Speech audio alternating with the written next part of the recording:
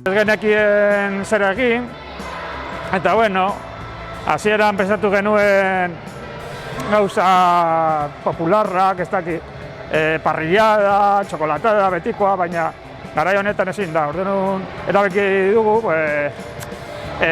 aste kultural bat antzekoa, baina jaietan sartuta.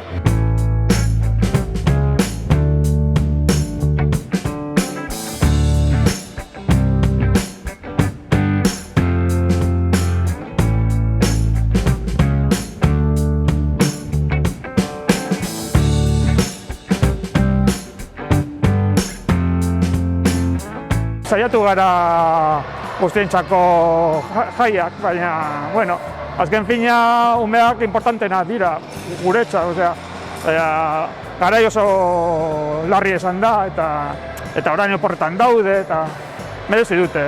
Espero dugu ja datorren urtean, ja kristonako jaia prestatu edo behintzak normalak, baina saiatuko gara handiagoak eta politagoak, eta bueno, ja ikusiko dugu, a ber, zer.